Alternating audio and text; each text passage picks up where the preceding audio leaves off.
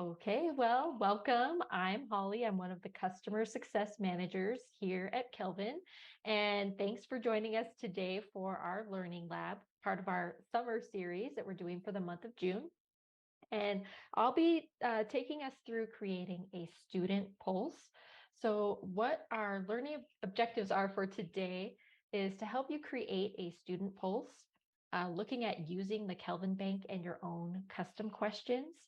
And then we're going to show you how you can get to preview your pulse and hopefully some other tips along the way. I'm also going to save some time for a Q&A at the end. So if you have any burning questions or specific things about creating a pulse that have come up as you've been learning how to create your own, we'd be happy to address that at the end today. So we're hoping to keep this as a kind of a more bite-sized learning lab within 30 minutes. So we're going to try to keep it short and pithy, and then hopefully it'll still be jam-packed with information that you'll find helpful and you can take home with you. So let's get started. So with creating a student pulse, if you haven't been in the system yet, then it's just 3 simple steps, which is the info page, the questions page, and the schedule page.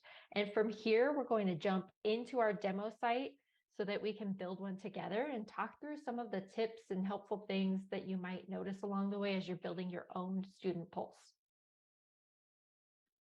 So I'm going to jump into our demo. And if you're not seeing my demo on your screen, just go ahead and pop something in the chat there. Otherwise, I'll assume that all is well and we'll keep moving. All right, so keep in mind that when you are creating a pulse, being able to create a pulse is actually permissions based, and everything in our pulse system is role based as well. So right now I am signed in as a school staff user. And so that means I would only see students I would only see student participants for one specific school that I'm assigned to. If you're a district admin or system admin, you'll be able to access each of the schools within your district and students at each of those schools as well. So everything again is permissions based and role based. And then you'll notice we're in our Launchpad and I see this create a pulse card that lives right here. And that actually defaults to creating a student pulse. You can also get to the pulse creation from this pulse list page at the top, and that will give you other options to create a staff, a family, or a student pulse. If I weren't seeing this create a pulse card, that would mean that my system admin has not given me access or permissions to be able to create one. So if you don't see that, then you'll want to reach out to your system admin to get that permission. But let's jump in and start building a pulse. So I mentioned that this takes us to a student pulse. So you'll see that here at the top of the page. It lets me know what kind of a pulse I'm building. And you'll notice we also have the 3 steps to create our pulse. So first step is, what do you want to call this pulse? Now, I realize it is June 5th and we're at the end of the school year. So I want to do an end of year feedback pulse. And then in this who do you want to ask field, this is where I can select my students. So this is, if you're a system admin, you're going to notice this looks different than what you might see. So I have schools already pre-selected for me. I mentioned I'm in as a school staff. So I am in as the school principal at Yoshi Middle. So I cannot change the school, but I do still have options to select specific grades within that school, any classes that might be populating coming in from my SIS, or if I had custom groups that I had imported over or created, I can select those as well. But I just want to ask the entire school for this end of the year feedback pulse. So I'm going to save just Yoshi Middle, and that means all students at Yoshi Middle will be included. This next field, who do you want to share results with? We really want to keep it at not too few people seeing it, but also not too many. So I might not want to share this with district admins because it's really just school-based right now. So my teachers I may include. You'll notice I only have one here. That's because we're in our demo site, but I could add other school staff at my site. So maybe I could just type in school staff. There we go. And maybe I want my school counselors to be included as well. So I can include that custom group. And then keep in mind that whoever you share those results with, they'll be able to monitor participation while your pulse is live. and then they'll be able to see those results once the Pulse closes out. So that will show up on the results on their Launchpad or in the Pulse list page. So for advanced settings, I can either turn comments on or off, and also this allow students to request to speak to an adult. Now, the comments, if I have that toggled on, it will turn on comments for every single question in the Pulse. But I don't think I want to do that today. I will probably give myself an open-ended question in there to get qualitative feedback. But if you're doing a full survey or Pulse where you're mostly doing Likert questions and you also want that qualitative data to build onto how students are responding, this is a good option to turn on. Just know that you'll probably get a lot of data, a lot of comments to read through, which can be overwhelming. And then this allows students to request to speak to an adult as a special option that will pop up with Boogie when their Pulse pops up. So if they've answered unfavorably for at least 50% of the questions, they'll get this special prompt to ask them if they'd like to speak to an adult. I'm going to go ahead and turn that on. Even though we're at the end of the school year, I want to give students a chance to answer or ask for that. So I'm going to go ahead and click next, and that will save my progress for this portion, this first step. And now for my next step 2 of 3, we're going to insert our questions or create our questions. So we are not prescriptive over at Kelvin. We're not going to tell you what you have to do, what's the best thing to do, because we handle the tech portion. We have suggestions. We have hundreds of questions in the question bank that have been pre-validated, but we see you as the content experts, and you know your schools best. So we trust that you'll know what to ask. But if you're ever stuck, you can come over here into this question bank and pull from those pre-validated questions from the Department of Ed, New Schools Venture Fund, and the core question bank. But I do have a couple questions in mind that I'm thinking of since this is an end of the year check-in. I'm going to start by adding the custom question, clicking this plus button here. And I am going to ask, let's see, what is one highlight of your school year? And I will work on my spelling here. So luckily it lets me know where I've made some mistakes. And I actually want this to be an open-ended question. So you'll see the drop down on the right, and you can change the type of question that you ask. So I'm changing that to open-ended. You notice it gets rid of those Likert response options.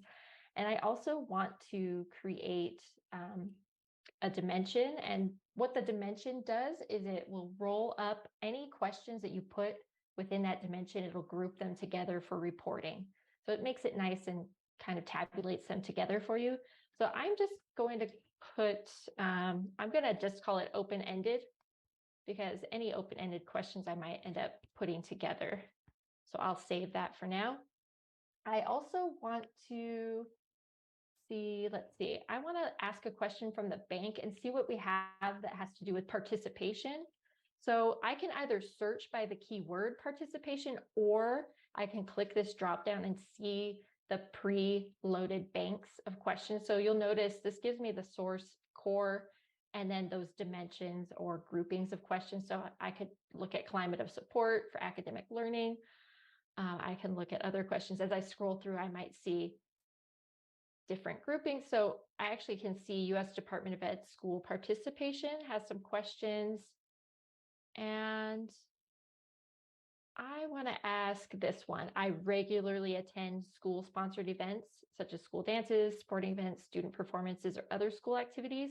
I'm going to go ahead and click Add. So you'll notice once I add it, it leaves this list here and then populates in my question list there. So I click the X just to come back. And since this is end of year, I want to edit this question and change it from I regularly attend to I regularly attended school-sponsored events, because I want to find out if my students really did come to those events that we had planned. I'll notice that I have the Likert response options here, from strongly disagree to strongly agree. We have emojis turned on. If I don't want to keep those, I can just click on the emojis and select none. for all of those, but I think I'm going to leave them for now. If I wanted to add another option, I could, but I think I want to keep it on a 4-point scale for now. You'll notice that it pulled in that dimension that was already there. And then I want to add one more custom question. So I'm going to click on the plus and it will add my question after this one. And I want to ask about activities that we'll provide for next school year. So let's do this. I'm going to create a checkbox type question.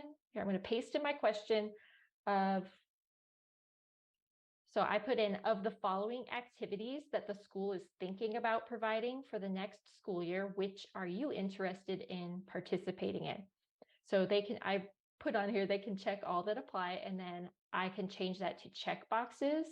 And you'll notice my emojis went away. I don't have a favorable response, so it's not going to calculate favorability for this question, which is fine because I really just want to get a count or a percentage of what students are interested in. And I'm just going to add a few options in these boxes below. So maybe a yoga fitness class or club. Let's add a weight training. We can add dance club, theater. Let's see, one more, coding club. And let's say I have a few more options that I want to add, robotics,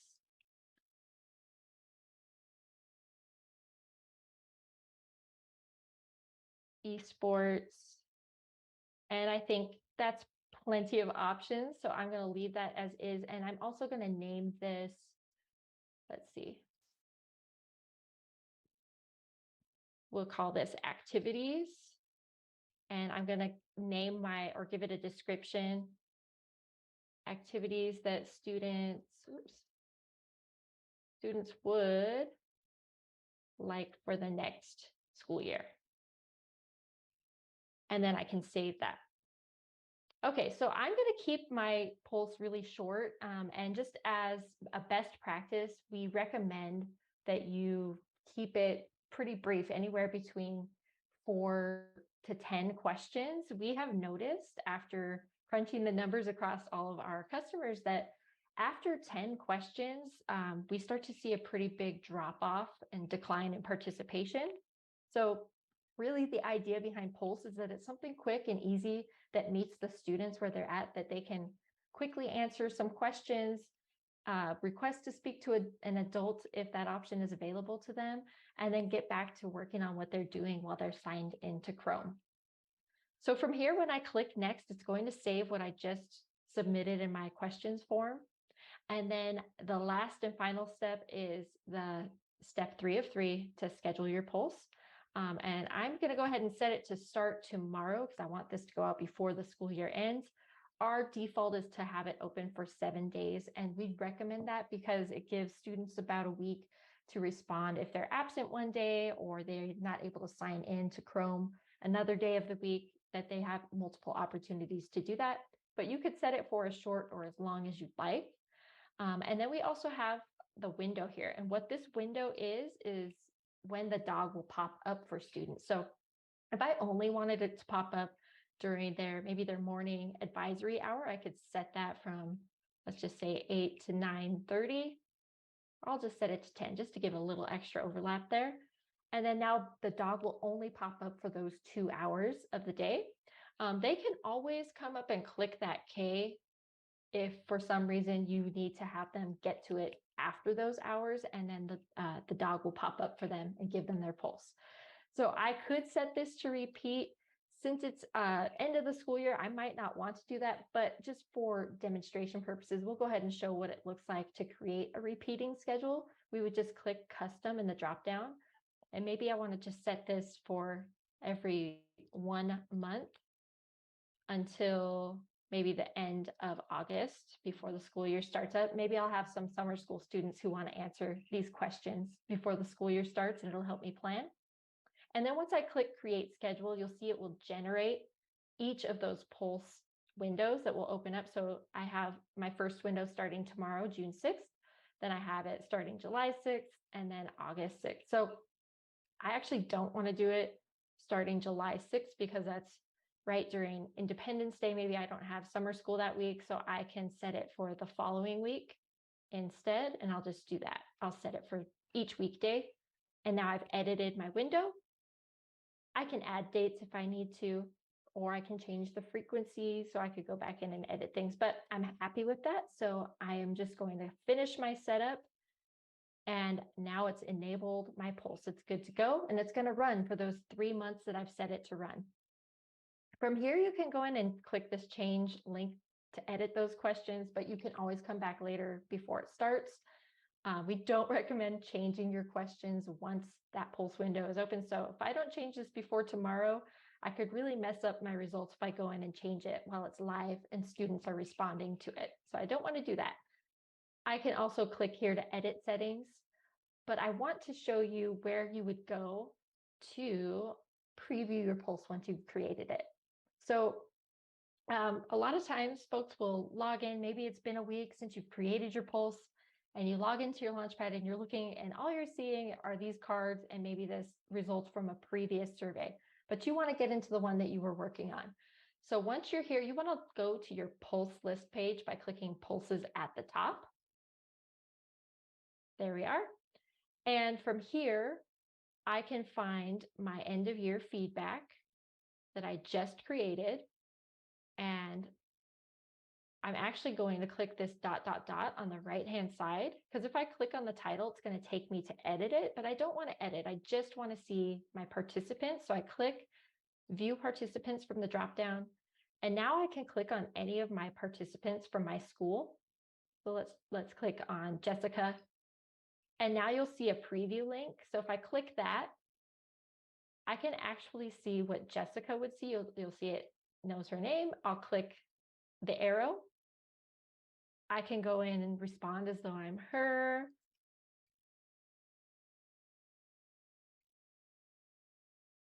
I can answer, and then I can check all these boxes, and then we're done. And I don't need to submit because we're just a preview, but that's how you can come in and see how it would actually look for the student, is to go to that participant page.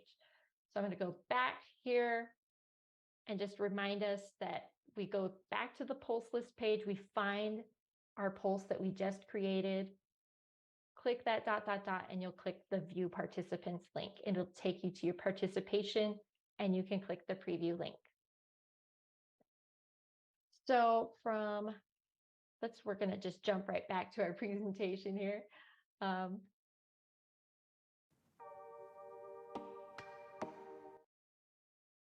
And I wanted to leave you with some resources before we go, and also leave us about 10-ish minutes to answer any questions that you might have.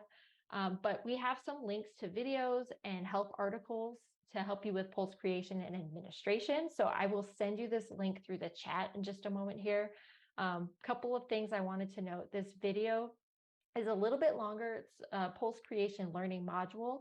So it can be especially helpful for system admin users who have full permissions. It'll also take you through where to go for opting out students. If you end up seeing you've got students on your list that shouldn't be there, we take you through the steps of how to do that.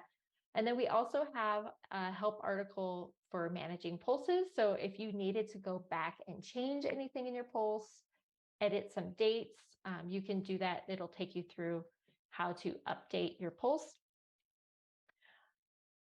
And then for pulse administration, once your pulse is live, there are some tips that we think come in handy once you're in the midst and in the thick of doing your pulse with students.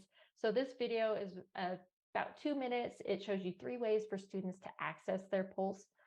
So if you didn't want the dog to pop up, you want to minimize that window and just have them click the K, that video shows you how to do that, or how to send them directly to the link. And then we have an article that shows you how to change your pulse dates, and then monitoring your pulse participation and finding those unique links in case for some reason a student's just not seeing the dog pop up, or they're having trouble getting to the pulse. We do have a way for you to get their unique link and to get it to them to take their pulse. So that said, I wanted to open up for Q&A, but I'm also going to drop this link to the PDF in our chat. Just need to find my floating controls really quick here. There they are. And you can either pop your question into the chat, or feel free to unmute if you have any questions about what was shared.